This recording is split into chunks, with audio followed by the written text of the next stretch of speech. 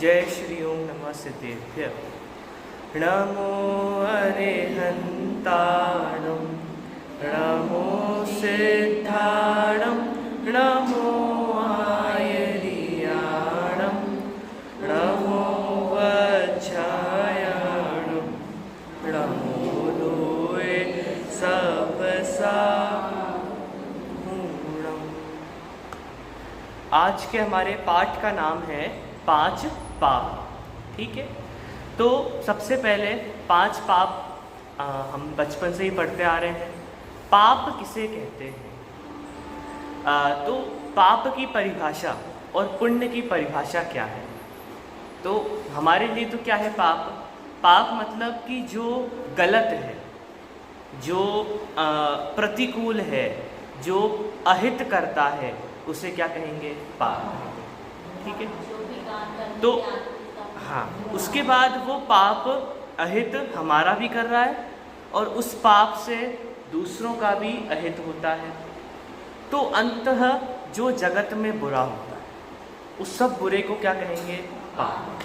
जो जगत में अच्छा होता है, जिसके द्वारा लोगों का अच्छा होता है और जिसके द्वारा हमें अच्छे कर्मों का बंध होता है, उसको क्या कहेंगे? पुण्य। ये पाप पुण्य अंततः हमारे कर्मों के ऊपर आ जाता है। 8 कर्म होते हैं, तो 8 कर्म जब हमारे साथ बंधते हैं तो बस 2 रूप से बंधते हैं, या तो पुण्य कर्म होते हैं या पाप कर्म होते हैं। जो कर्म का उदय आता है, अब हमें अभी गर्मी लग रही है, पंखा चला दो, ठीक है, तो चला दो तो अगर गर्मी लग रही है, प्रतिकूलता है, तो ये हमारे पाप कर्म का उदय। अनुकूलता है तो पुण्य कर्म का उदय। प्रति समय हमारे पुण्य और पाप कर्मों का उदय बराबर चलता रहता है। हमें जैसा लगता है वैसे अनुसार हमारे पुण्य पाप कर्म हैं। पाप जो होते हैं वो जीव को नहीं करना चाहिए, उनसे जीव को बचना चाहिए और सत्मार्ग में लगना चाहिए, क्योंकि पापी पुरुष या पाप में जो लीन है वो कभी भी मुक्ति के मार्ग में आगे नहीं बढ़ सकता। ये नियम है। जो जीव दिन भर 5 पापों में लीन रहता है उसे भगवान की वाणी सुनने का अधिकार भी नहीं है। अधिकार इन द सेंस कि वो उसको सुन नहीं सकता, सुनेगा तो पचा नहीं सकता। जैसा होता है ना, कोई बहुत गरिष्ठ भोजन हो तो एक तो खा नहीं सकते और खा लिया तो पचा नहीं सकते, वैसे जो पाप में लीन है उसको भगवान की वाणी सुनने का अधिकार नहीं है, और अगर सुन भी ली तो उसको समझ नहीं सकता, उसे पचा नहीं सकता। तो अंततः यदि हमें मुक्ति के मार्ग में आगे बढ़ना है तो 5 पापों को छोड़ना पड़ेगा और पुण्य के रास्ते आगे बढ़ना पड़ेगा। फिर धीरे धीरे पुण्य के रास्ते को भी छोड़ करके अंततः वीतरागता के मार्ग पर चलना होगा, पर अभी पहले पाप के रास्ते को छोड़ना है। ठीक है, और जैसे कि उदाहरण के तौर पे, जिसे चोरी करने का बहुत शौक है, दूसरों का सामान चुरा लेता है। ठीक है, चोरी क्या होती है वो आपको पढ़ाएंगे, पर कोई चोरी करने का से बहुत शौक है तो वो उसका विकल्प इसी दिशा में जाता है कि कैसे कोई सामान रखा हुआ है उसको सबको नज़रों की फेर से मैं उस सामान को उठा लूँ, तो उसका ध्यान वहाँ रहता है, तो भगवान की वाणी पर नहीं रहता। वैसे ही जो हिंसा करने वाला व्यक्ति है उसका ध्यान हमेशा क्रूरता, जैसे हिंसक प्राणी है वो कैसा होता है? क्रूर होता है, द्वेष होता है उसके चित्त में, क्रोधीला होता है। ये 5 पाप में जो लीन होता है उसे वीतराग कथा सुनना पसंद नहीं होती। आप सब यहाँ बैठे हैं तो आपके पापों की तीव्रता मंद है, और अभी आप 5 पाप का पाठ पढ़ेंगे, फिर आप पाप को छोड़ने के प्रयत्न में आगे बढ़ना। 5 पापों के नाम: सबसे पहला हिंसा, दूसरा झूठ, चोरी, कुशील और परिग्रह। ये 5 पाप होते हैं। अब यहाँ से हम 5 पाप का पाठ पढ़ना प्रारंभ करते हैं। देखिए, सबसे पहले पिताजी। पुत्र जो है, पुत्र और पिता के बीच में संवाद हो रहा है। पुत्र कहता है पिताजी से, पिताजी, लोग कहते हैं कि लोभ पाप का बाप है, तो यह लोभ सबसे बड़ा पाप होता होगा।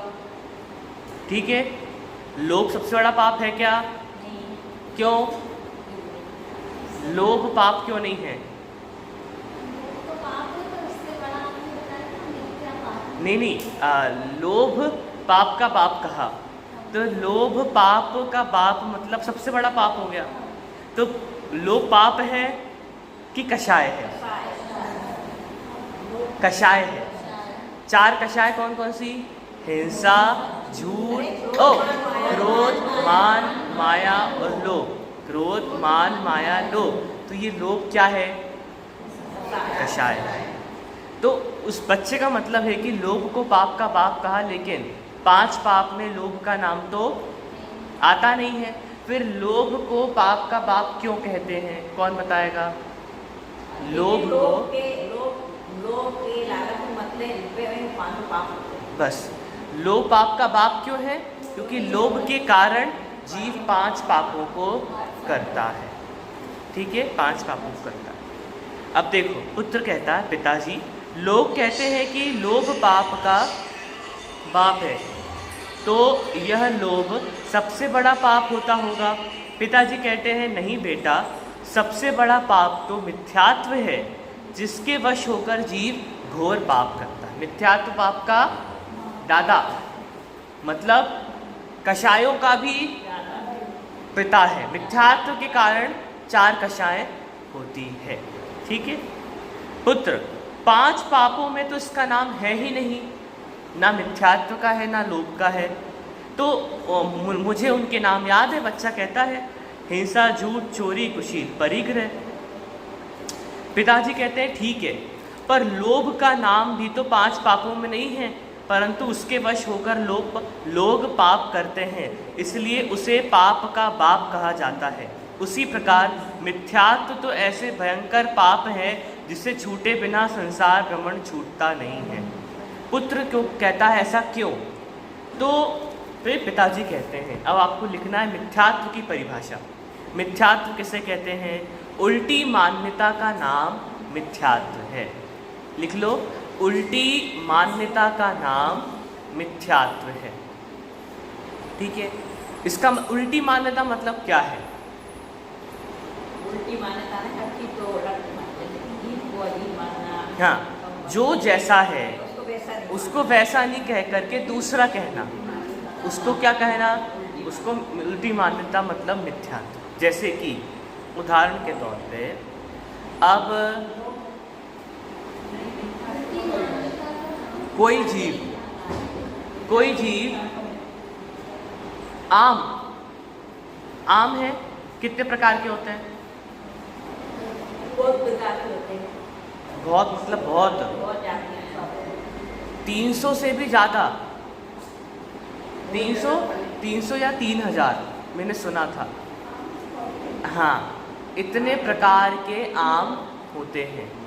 तो अब अपने को जो पता है, फॉर एग्जांपल बादामी आम हो गया और उससे मिलता नहीं केसरी आम हो गया, और उससे मिलता जुलता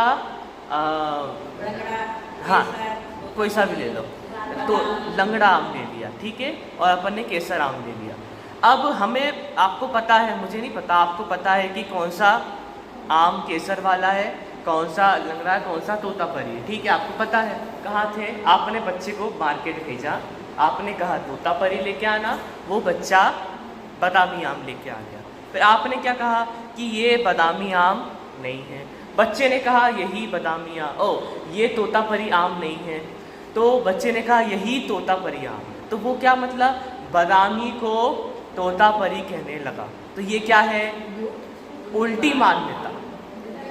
मतलब उसको बादामी आम तोतापरी लग रहे हैं। अब वो उसने तोतापरी को उस रूप में मान लिया, क्योंकि किसी ने कहा होगा पहले कि इसको तोतापरी कहते हैं, इसको बादामी कहते हैं। तो ये क्या हो गया? उसकी विपरीत मान्यता। ये उदाहरण है एक विपरीत मान्यता का, कि जो जैसा है उसको वैसा नहीं मानना, अन्यथा मानना, उसको क्या कहते हैं? विपरीत मान्यता। और अब ये आप लगाओ जीव और अजीव के संबंध में।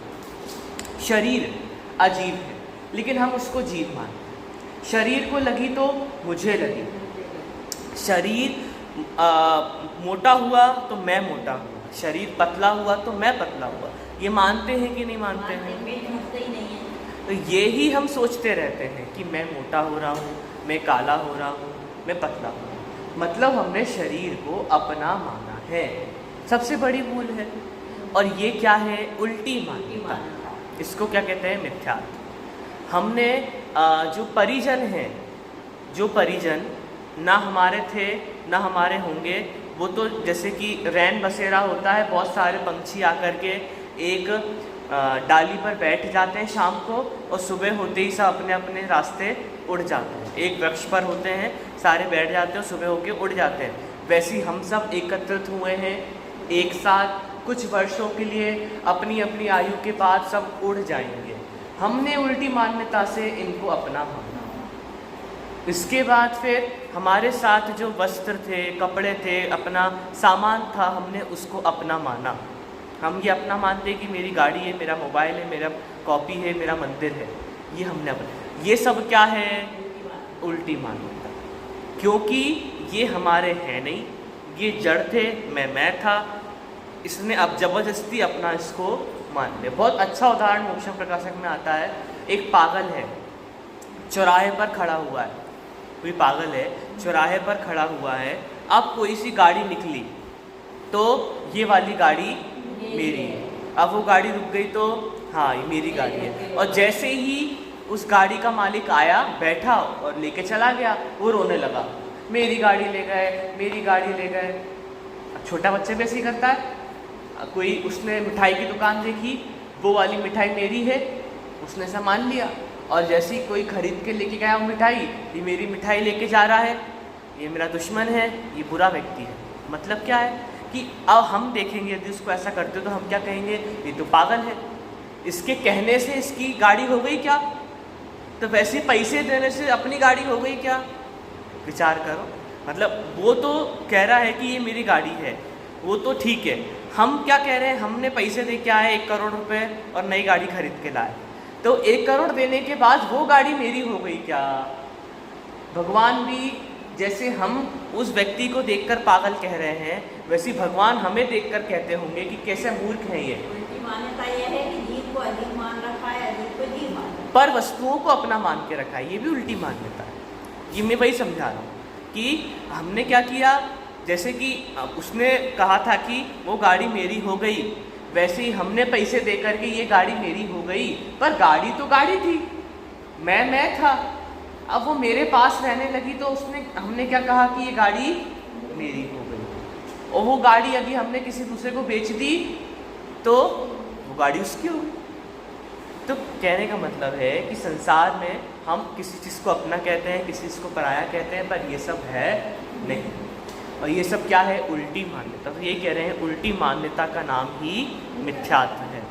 जब तक मान्यता उल्टी रहेगी तब तक जीव पाप छोड़ेगा नहीं, ये भी नियम है। जब तक उसकी उल्टी मान्यता है, शरीर मेरा है, शरीर मेरा है, तो शरीर को पोषण देना होगा।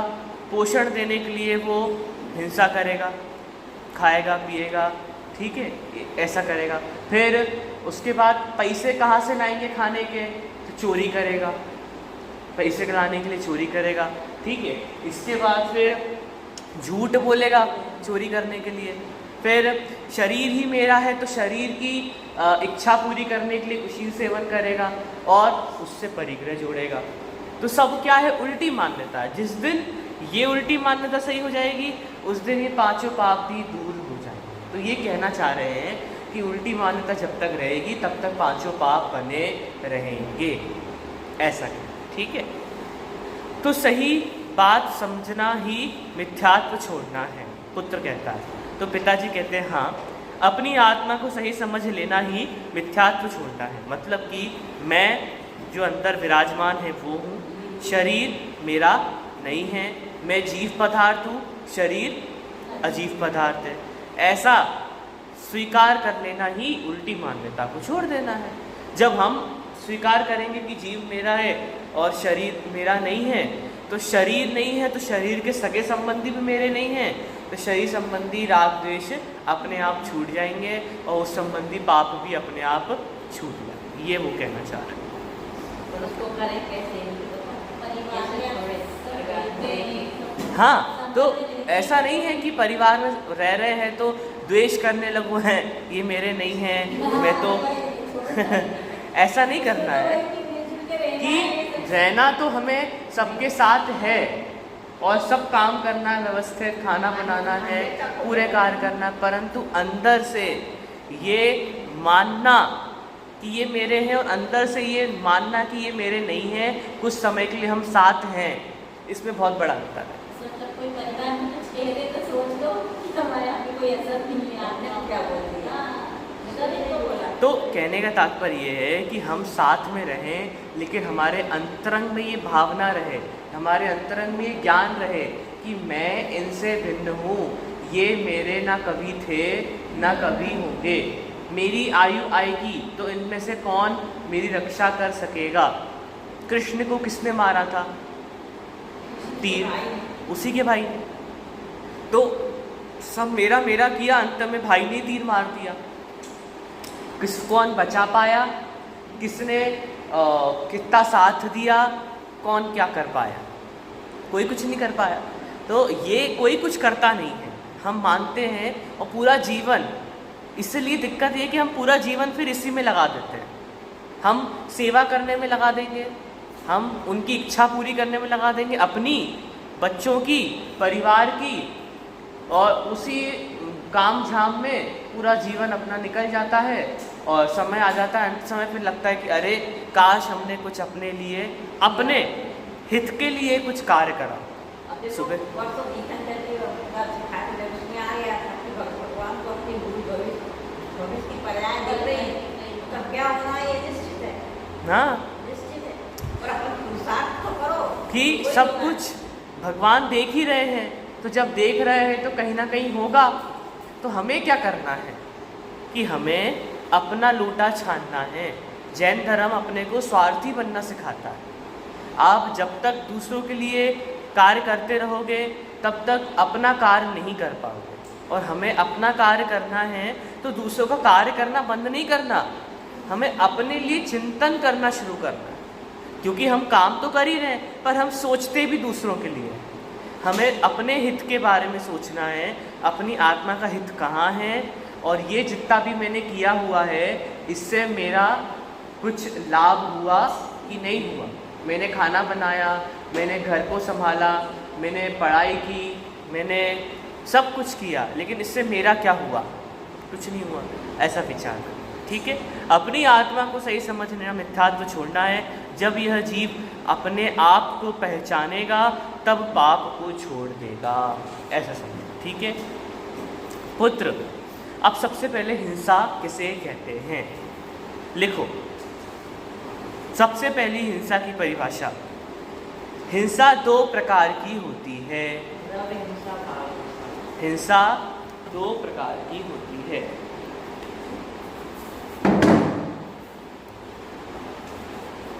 देखो, हिंसा है दो प्रकार की। एक हो गई, लिख लो, द्रव्य हिंसा, और दूसरी भाव हिंसा। दिख रहा है? द्रव्य हिंसा और भाव हिंसा की परिभाषा। हाँ हाँ, सबसे पहले द्रव्य हिंसा की परिभाषा हम आपको बताएंगे, ठीक है। द्रव्य हिंसा की परिभाषा लिखिए। किसी को मारना, सताना या उसका दिल दुखाना हिंसा है। ये कौन सी है? द्रव्य।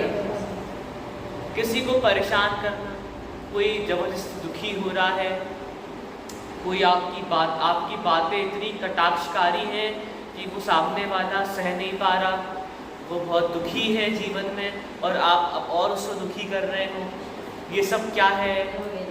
ये सब द्रव्य हिंसा की परिभाषा है। लिख लिया आपने? किसी को मारना, सताना या दिल दुखाना, ठीक है। कॉपी कंप्लीट घर पे कर लेना। किसी को मारना, सताना या दिल दुखाना क्या होता है? द्रव्य हिंसा। अब इसको थोड़ा समझाए थे। द्रव्य हिंसा मतलब हो गया कि अब जैसे कोई व्यक्ति है, वो हम उसको एक तो मार रहे हैं, वो तो गलत है। कोई छोटा जीव है, उसको मार दिया, ये तो हिंसा होती है, ठीक है। उसको सताना, कुत्ते बिल्ली होते हैं, गाय ढोर होते हैं, उनको सताते हैं, ठीक है। हाँ, उनको रंग लगाते हैं, उसके बाद फिर उनको बांध के रखते हैं, उनको ज़बरदस्ती चलवाते हैं, ये सब द्रव्य हिंसा के अंतर्गत आता है। ठीक है। और दिल दुखाना हम आपसी व्यवहार में भी किसी को भला बुरा कह देते हैं, किसी को अपशब्द कह देते हैं, उससे उसको आघात पहुंचता है, तो ये सब क्या हो गया, ये सब हिंसा हो गई। तो ये सबके त्यागी कौन होते हैं, अहिंसा महाव्रत के धारी आचार्य और उपाध्याय और साधु, ये तीनों हाँ, तीनों मुनिराज की पदवी वाले ये द्रव्य हिंसा के पूर्णतः त्यागी। तो मतलब क्या है, पहला भाषा समिति, ठीक है, वचन गुप्ती और बोलने के संदर्भ में भाषा समिति, वचन गुप्ती और सत्य महाव्रत, 3 व्रत है। सत्य महाव्रत, भाषा समिति और वचन गुप्ती, ये तीनों से वो हित मित प्रिय वचन बोलते हैं। ऐसी वाणी नहीं कहते जिससे किसी व्यक्ति, किसी जीव, किसी समाज, किसी संप्रदाय को ठेस पहुँचे, उनको आघात हो, ऐसी वाणी का प्रयोग वो नहीं करते। हमें भी चाहिए कि हम ऐसी वाणी का प्रयोग ना करें जिससे किसी को ठेस पहुँचे। हम ऐसी आड़ी टेढ़ी भाषा का प्रयोग ना करें जिससे किसी को ठेस, वो द्रव्य हिंसा के अंतर्गत आता है। ठीक है। तो और मारते तो वैसे भी नहीं हैं, वो 3 हाथ देखकर चलते हैं, शोध करके भोजन करते हैं, उनके चित्त में अहिंसा का भाव होता है, इसलिए सारे कार्य करते। जैसे अब समिति में एरिया समिति हो गया, देखकर चलना, आदान निक्षेपण से वो देखकर उठाते, देखकर रखते हैं, और एषणा समिति, तो इससे क्या करते हैं, वो अहिंसा का पालन करते हैं, छोटे से छोटा जीव भी उनके द्वारा उसका घात ना हो। ठीक है, उसका वो ध्यान रखते हैं। उसके बाद मारना, सताना और दिल दुखाना, ये तीनों कार्य उनके नहीं होते। तो ये क्या हो गया, द्रव्य हिंसा। अब भाव हिंसा की बात करते हैं। ठीक है, भाव हिंसा किसे कहते हैं कि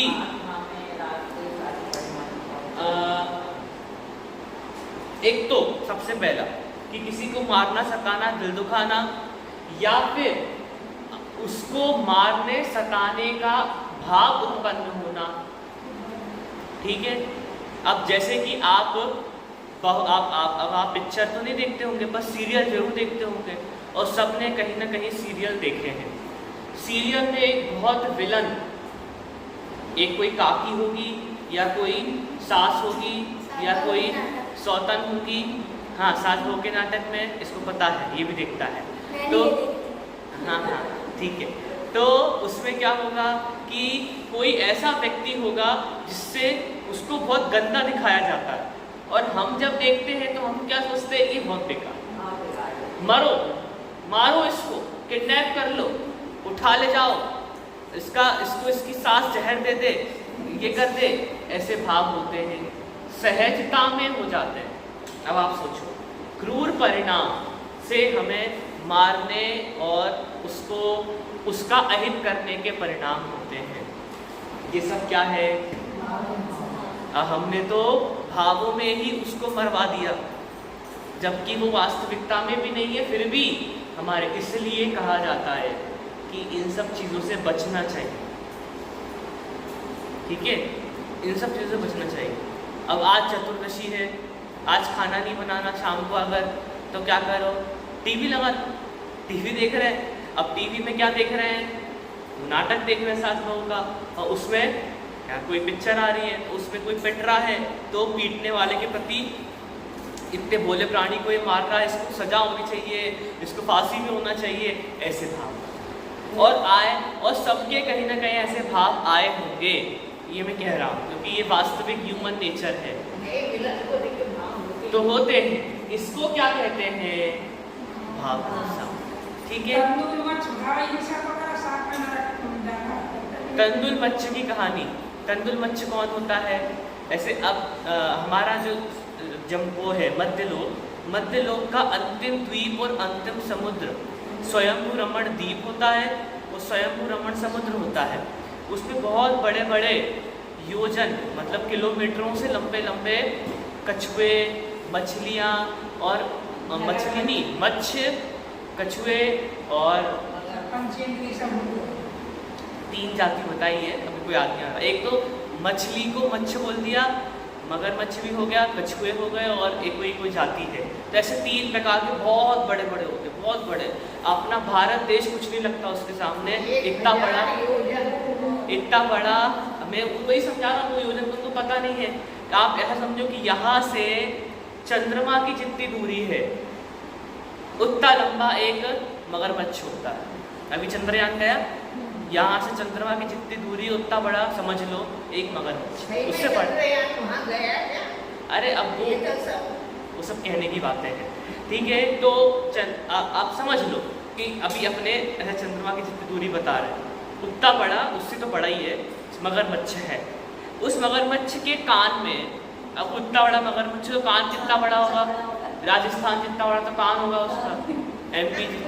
तो उतने बड़े कान में इतना सा अपने चावल के दाने बराबर एक तंदुल मच्छ होता है। तंदुल मतलब क्या होता है? तंदुल,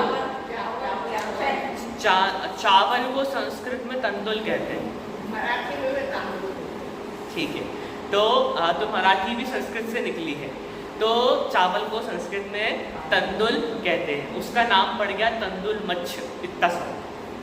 वो कहाँ इतना बड़ा मगरमच्छ और कहाँ उसके सामने इतना सा मच्छ। वो इतना समझ सोचता है कि अब वो जो तंदुल मच्छ होता है ना, वो सम्यक दृष्टि श्रावक होता है। श्रावक जो हम और आप नहीं बन पाए, ऐसा पंचम गुण स्थानवर्ती। पंचम गुण स्थानवर्ती किसको कहते हैं? जो ये अणुव्रतों को धारण करता है, उसको पंचम गुण स्थानवर्ती कहते हैं। वो मगरमच्छ पंचम गुण स्थानवर्ती श्रावक की श्रेणी में आता है। बड़ा मच्छ की तो कह रहा हूँ, वो नहीं, बड़ा वाला, ठीक है, मच्छ। सारे वहाँ के बड़े बड़े मछलियाँ सबको सम्यक दर्शन है, हमको नहीं है। तो संजीव जी कहते हैं ना कि सबको थोड़ी है, असंख्यात मच्छ मगर हैं जिनको सम्यक दर्शन है। हाँ, ऐसा। तो संजीव जी से कहते हैं कि बड़ी बड़ी पूंछ वालों को सम्यक दर्शन हो जाता है और मूंछ वालों को सम्यक दर्शन नहीं। मतलब त्रियंचों को सम्यक दर्शन हो जाता है पर मनुष्यों को नहीं होगा। तो वो पंचम गुण स्थानवर्ती है, वो हिंसा नहीं करता, उसका मुंह खुला रहता है। उसके मुंह खुलने के बाद वो जो जगह होती है, उसका पेट इतना बड़ा, अमेरिका और भारत जितना बड़ा, रशिया जितना बड़ा पेट है उसका, उसमें कितने लोग रह रहे हैं। लोग मतलब कितने जीव जंतु रह रहे हैं, सब रह रहे हैं। मछलियाँ रह रही, घर बना लिया, बच्चे पल रहे हैं, सब है। और उसका मुंह खुला रहता है, वो कहीं बंद नहीं करता। तंदुल मच्छ सोचता है कि ये गधा इतना बड़ा मगरमच्छ चाहे तो मुंह बंद कर ले और बढ़िया बढ़िया मछलियों को खाए, ऐसा वो सोचता है। और उसकी हिम्मत नहीं है, उसकी योग्यता नहीं है इतने से कि वो किसी मछली को खा सके या किसी जीव को खा सके। लेकिन बैठे बैठे वो यही सोचता है, भाव करता रहता है कि ये खा ले, ये खा ले, ये खा ले, और 7वें नरक में जाता है। ये सोच सोच के, और कुछ करने की शक्ति नहीं है उसमें। इसकी जगह में होता तो एक को नहीं बचने देता। हाँ, ऐसा भी सोचता है, इसकी जगह में होता तो अभी तक तो सब खा लेता। तो ये क्या है? ये भाव से हिंसा है। हम होते सीरियल में, ये तो पागल बहू है, गोपी बहू पागल है, कुछ नहीं आता। अभी गोपी बहू की जगह मैं होती तो अभी तक इसकी सास को सबक सिखा देती, सीधा कर सबक सिखा देती। तो ये क्या है?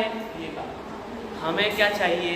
परिणामों में निर्मलता, कुटिलता नहीं, ठीक है। परिणामों में निर्मलता होगी, अपने आप व्रताधि पले नहीं होगी तो नहीं। अब दूसरी परिभाषा, भाव हिंसा की दूसरी परिभाषा लिखो। आत्मा में मोह राग द्वेष की उत्पत्ति होना क्या है? भाव हिंसा। ये बहुत बढ़िया बात कही है आचार्य अमृतचंद देव ने पुरुषार्थ सिद्धि उपाय।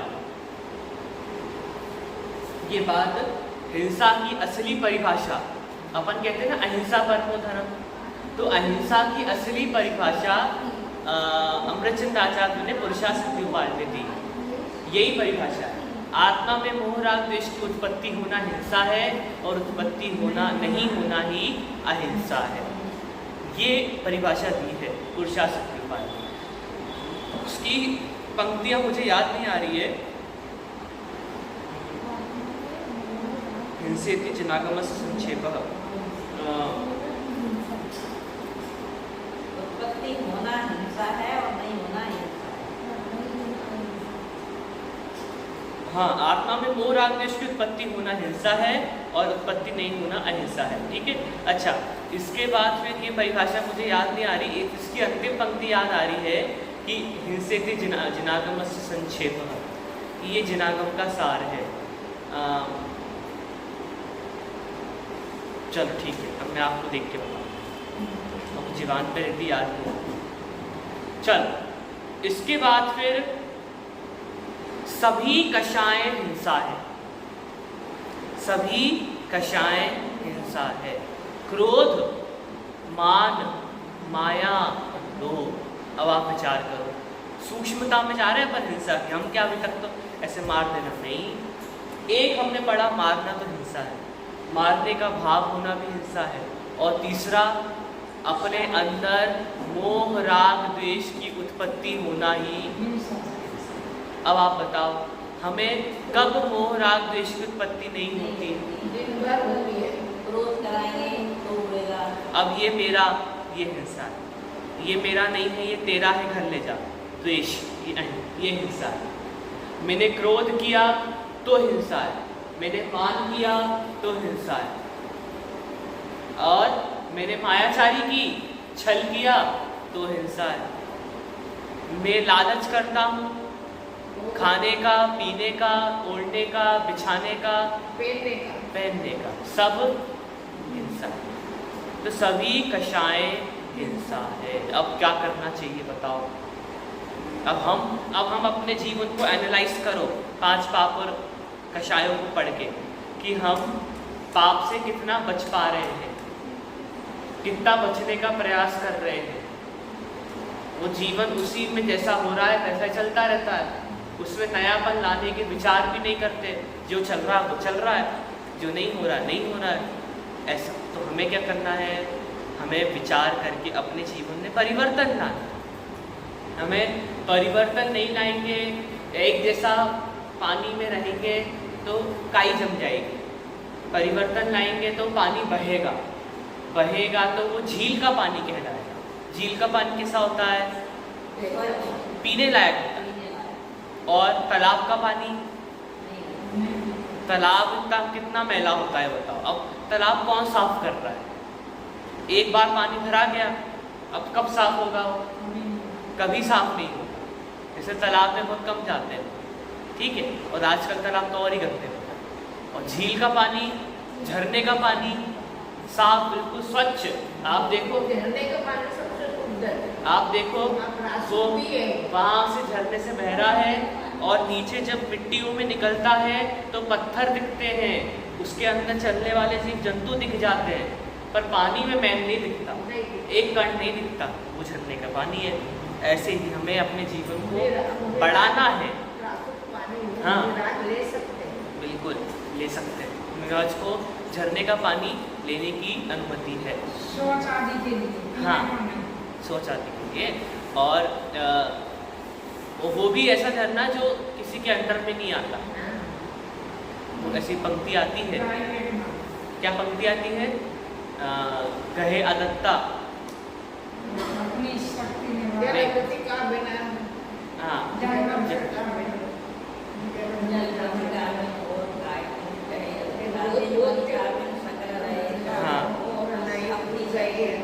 ये ठीक है। चलो, तो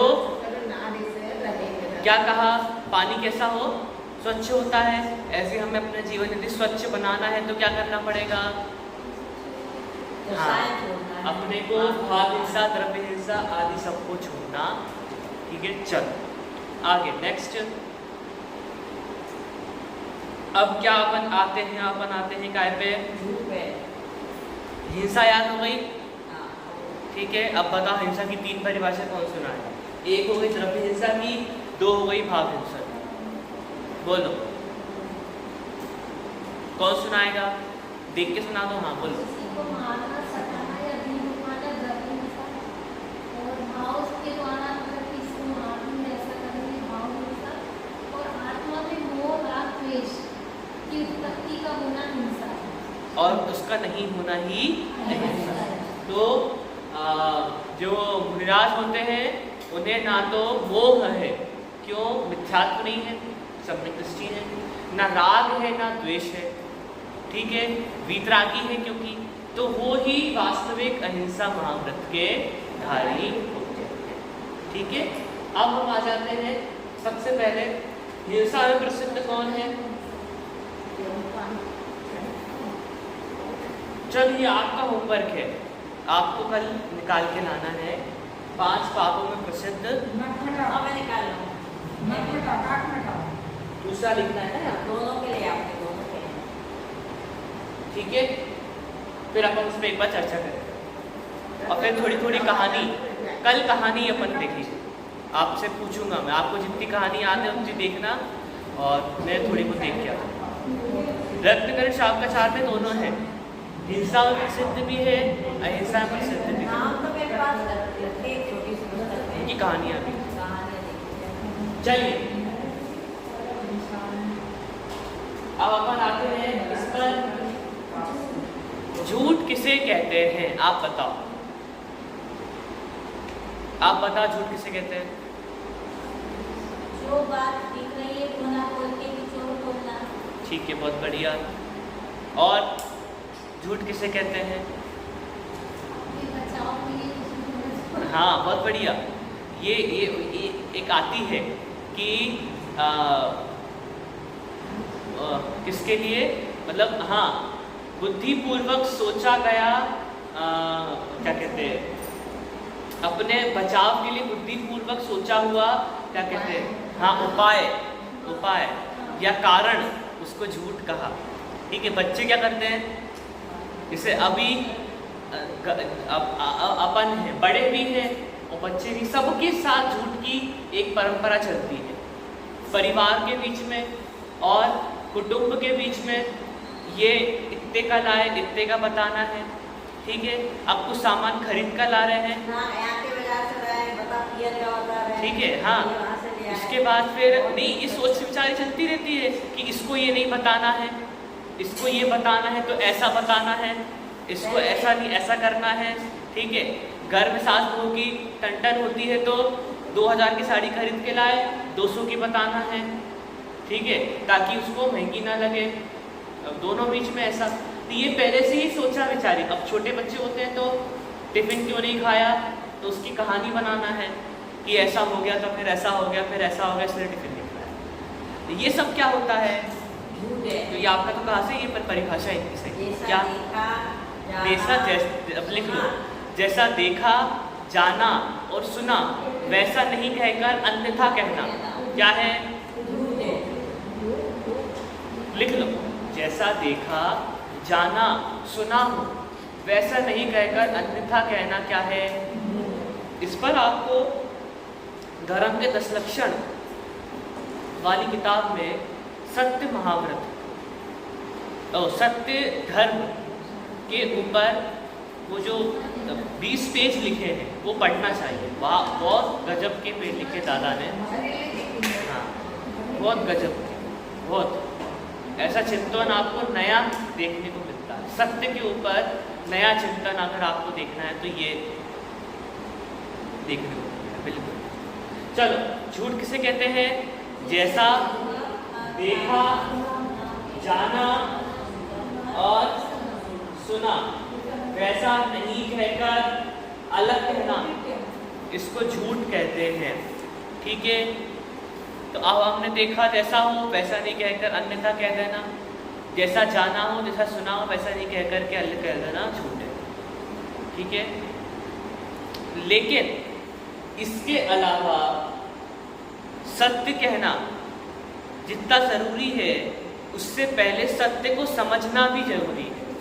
ये बात वहाँ उन्होंने प्रस्तुत कि आप झूठ नहीं कह रहे, आपने जैसा देखा जैसा जाना वैसा कह दिया, कभी कभी वो सही नहीं होता, ये भी ध्यान में रखना। आपने जैसा देखा जैसा जाना वैसा कह दिया, वो भी कभी कभी गलत हो जाता है, उससे कोई भी हिंसा हो जाता है, ठीक है। एक बहुत खराब आता ना, वो चिड़िया मानी सो गई और मानी आके मानी सो गया, तो मानी समझी के राजा सो गए, तो वो सो गई, चद्दर ओढ़ के राजा आया तो दोनों को देखा था लोगों का हो गया। मारने लगा। तो जैसा देखा जाना, उससे पहले उसको समझना भी जरूरी है, और समझ के बोलना वो जरूरी होता है, ना कि जैसा देखा वैसा बोलना, ठीक है। तो यहाँ पर उन्होंने कहा जैसा देखा जैसा जाना वैसा बोलना, पर उससे पहले उस बात को समझना भी उतना ही आवश्यक होता है, ठीक है। ये यहाँ पर कह रहे हैं। देखो, साथ ही जब तक हम किसी बात को सही समझेंगे नहीं, तब तक हमारा कहना कैसे सही है। आपने उस बात को समझा नहीं और कह दिया, तो वो बात भी झूठी हो जाएगी, क्योंकि आपने उस बात को समझना नहीं जो वहाँ पर कही जा रही है। जैसे कि उदाहरण के तौर पे कि जैसा देखा जैसा जाना और वैसा कह दिया, इसका उदाहरण क्या बनेगा? एक मूवी रात पे उनको बहेलिया ने वो चिड़िया लाया करके, वो ऐसे दबा के पूछा कि ये मरी है कि जिंदा है? कि ये जिंदा है। हाँ, तो मुनीराज ने बोला कि ये मरी हुई है, तो उसने ऐसा थोड़ा उड़ गई, हाँ। तो उसमें उनको झूठ का दोष नहीं लगा, क्योंकि उसकी जान बनी। हाँ, तो अगर महाराज जी बोलते थे कि मरी है तो गला दबा देता था। इनको किरण वाली की कहानी है ना, एक तपस्वी। हाँ हाँ हाँ, तो कहने का तात्पर्य ये है कि हमें सब कुछ देख समझ करके बोलना चाहिए, ये सत्य के अंतर आता है, ना कि जैसा देखा वैसा बोल दिया, कभी कभी वो भी गलत हो जाता है, ठीक है। चलो, तो मुझे एक उदाहरण वो अच्छा याद आ रहा था, मैं भूल गया आप लोगों की बात। देखो, बच्चा कहता है कि क्या दिक्कत है, जैसा देखा जैसा हुआ बोल दिया, छुट्टी, अपना दिमाग क्यों लगाना।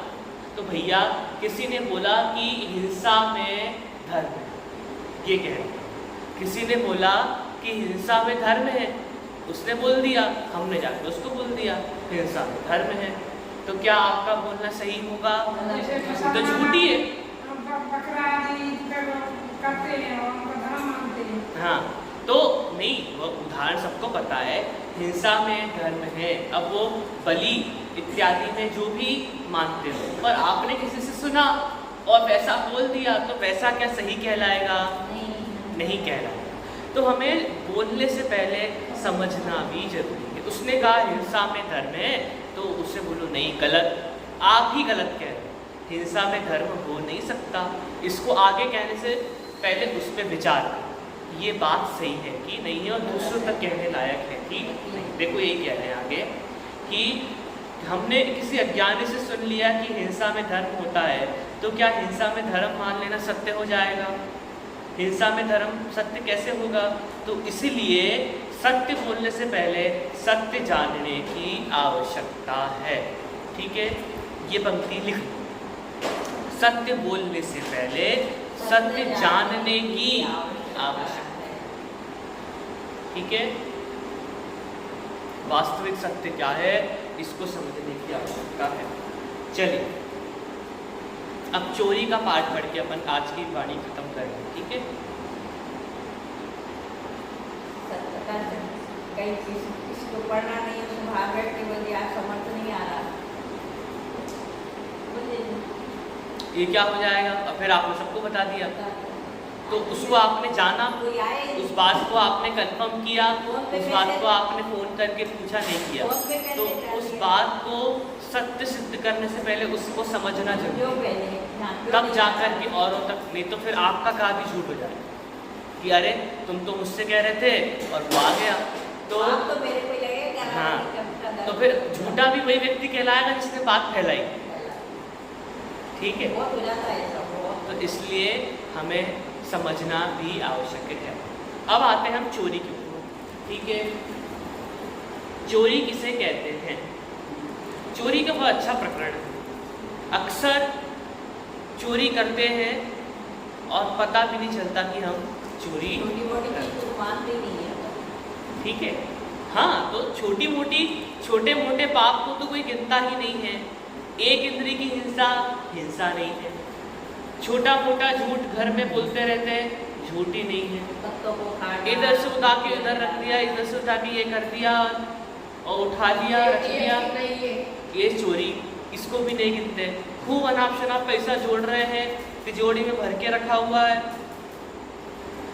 परिग्रह, उसको भी नहीं गिनते, अपने आप को महान समझते हैं।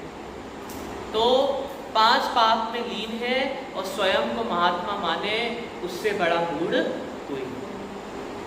तो हमें चाहिए कि हम अपने आप के ऊपर नजरें फेरे। व्यवस्था के लिए कुछ ऐसा काम करना पड़े तो उसको क्या बोलते? व्यवस्था के लिए कैसा? रास्ते में है अपन ने बैठी थोड़ी बहुत बचा के रखे, केरिया नहीं है, ले गया ये बोला ना, थोड़ी रखी है, अपन ने बोल दिया कि लेके आओ, नहीं है। वो व्यवस्था बनाना पड़ती है, नहीं बनाना तो कोई कर। तो अब वो आपके ऊपर है।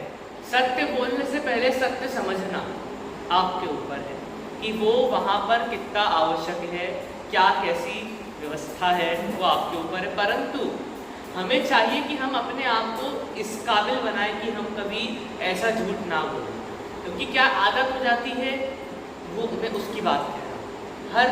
हर तीसरे वाक्य में झूठ कहने की आदत है। समझा समझी लेने जाके होते झूठे व्यक्ति पर कोई विश्वास नहीं करता, ये भी जरूरी है। ठीक है, अब वो आपकी बात मैं समझ गया, पर हमें बस सत्य समझना और जहाँ जिसकी आवश्यकता हो वैसा।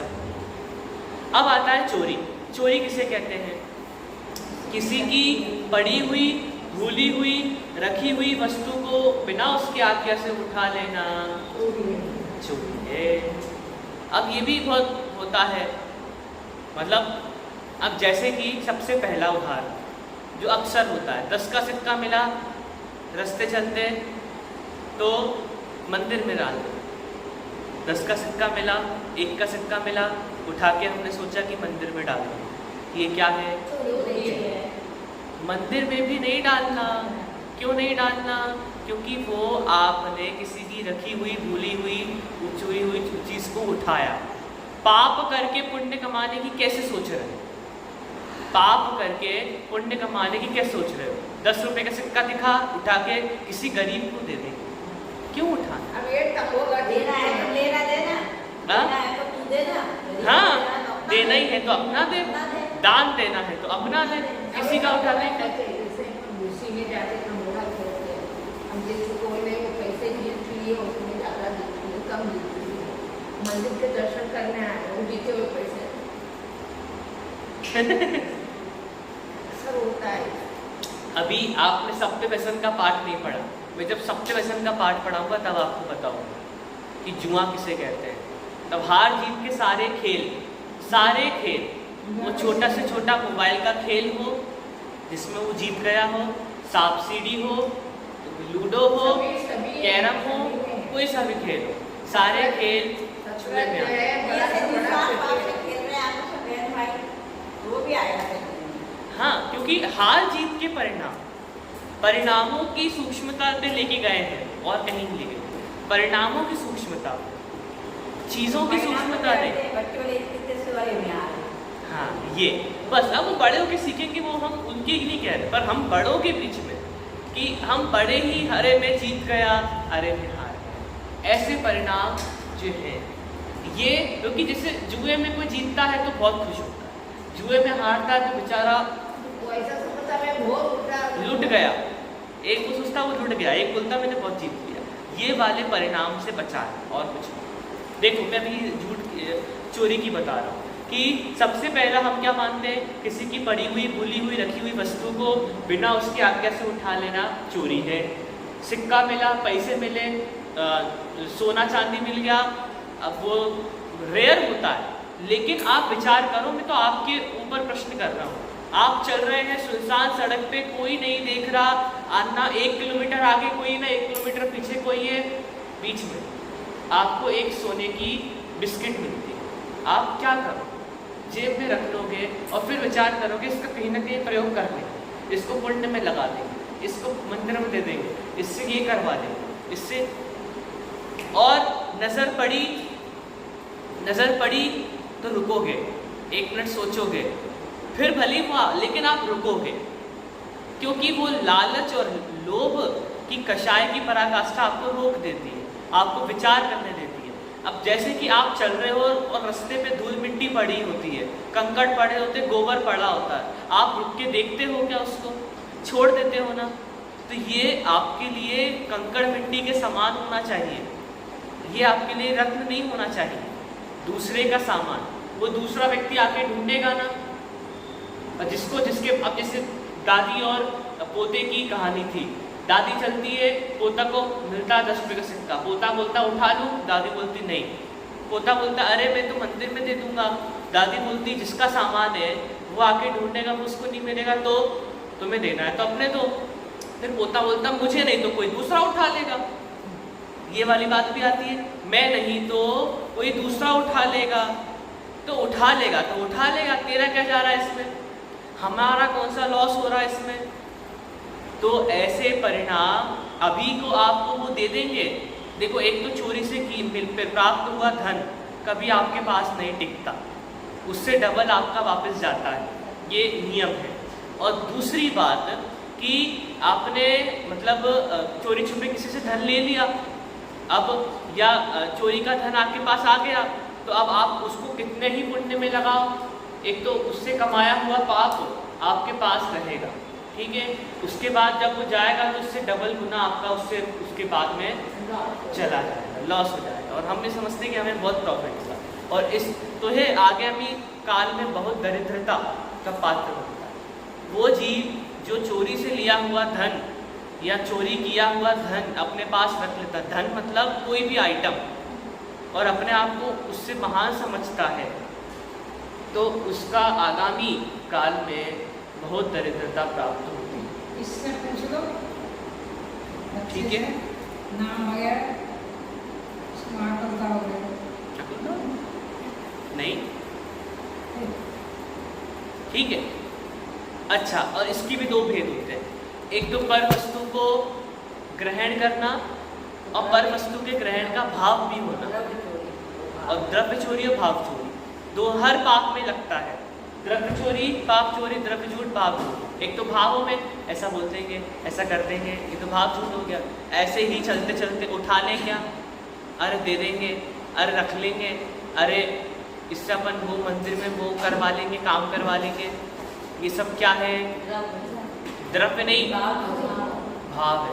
आपने ऐसा भी होता है कई बार कोई चीज अपने को दिख गई और उठा के नहीं आज छोड़ गए, 2-3 दिन तक कुछ संकट निकल कर आ रही है, ये तो अच्छा था, पर भाग चोरी 3 दिन तक चोरी का पाप लग रहा है। आप सोचो, आपने चीज नहीं उठाई, लेकिन चीज उठाने का भाव आ गया ना, तो वो भाव भी उतना ही पाप लेकर आता है जितना द्रव्य लेकर आता है।